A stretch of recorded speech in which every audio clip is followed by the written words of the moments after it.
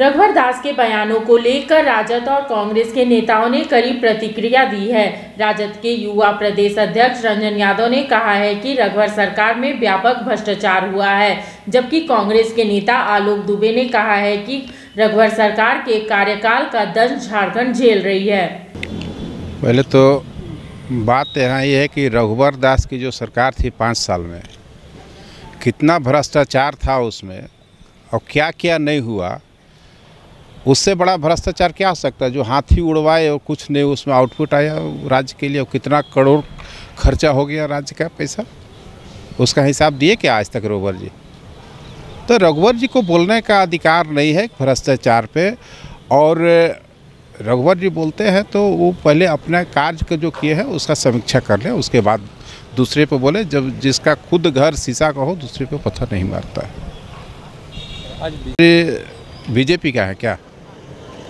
प्रधानमंत्री तो पूरे देश का है, और प्रधानमंत्री पे हमला हुआ ही नहीं तो प्रधानमंत्री को कैसे पता चले प्रधानमंत्री को खतरा? प्रधानमंत्री खुद प्रधानमंत्री हैं, और जब वो सुरक्षित नहीं है तो देश पे कौन व्यक्ति सुरक्षित रहेगा?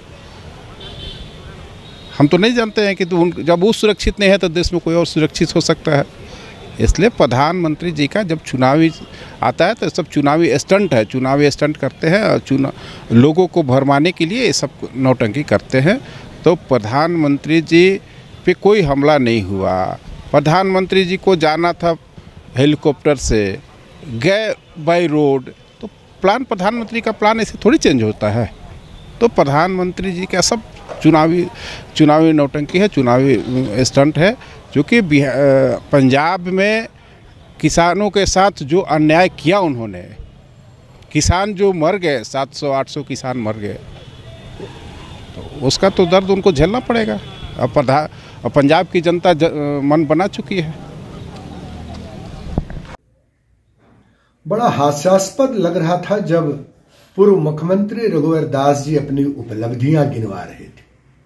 5 वर्षों के कार्यकाल में इस राज्य ने देखा हजारों करोड़ रुपए खर्च करके मोमेंटम झारखंड की कहानी। लोगों ने देखा किस तरह से 2200 करोड़ रुपए का बांध चूहा कुतर जाता है।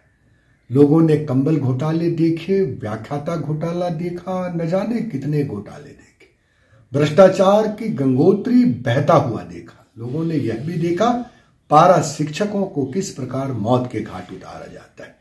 मॉब लिंचिंग की कहानी उन्हीं के कार्यकाल में देखने को मिली, जब एक रात में उनके जिले से 8 लोग मारे गए थे। लोगों ने यह भी देखा कि किस प्रकार से कानून व्यवस्था की लोग धज्जियां उड़ाते रहे। वो सब काम देखा रघुवर दास जी के कार्यकाल में। जेपीएससी की एक परीक्षा नहीं हुई, नियुक्तियां तो असंभव थी। कुछ नियुक्तियां हुए तो बाहर के प्रदेशों में कप प्लेट धोने का काम किया गया। राष्ट्रद्रोह के हजारों आदिवासियों के ऊपर मुकदमे दर्ज किए गए। ये उपलब्धियां रही थी रघुवर दास जी के कार्यकाल। आज जब यहां काम हो रहे हैं तो इनको इनकी विनाश दिखती है। मैं समझता हूं कि आज यह राज्य अगर दंश झेल रहा है तो रघुवर दास जी के कार्यकाल का दंश झेल रहा है।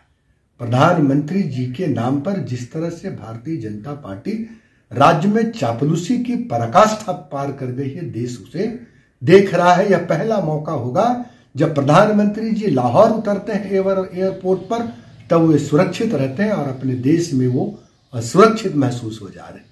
5 राज्यों के चुनाव में इनकी यह नई पैंतरेबाजी है। भारतीय जनता पार्टी के नेताओं को नसीहत है, चापलूसी और चमचागिरी डुग्गी ड्रामा बंद करिए और राज्य के विकास में मुद्दों पर आधारित राजनीति करिए।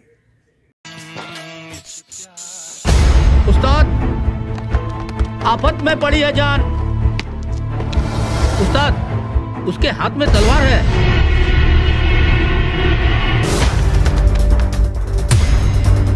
तलवार का मुकाबला पाइप से।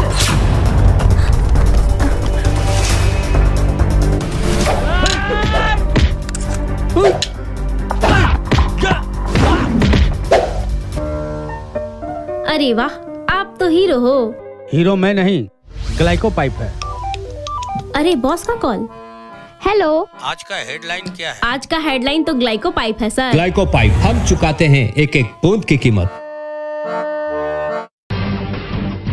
जब टूटती है आस, जब थकती है सांस, जब रूठते हैं अपने, मुंह मोड़ता है जमाना, जब अंगड़ाई लेता है संकल्प, फिर बनती है कहानी, बनते हैं अनमिट निशान। देखिए मेरे साथ संघर्ष की दास्तां।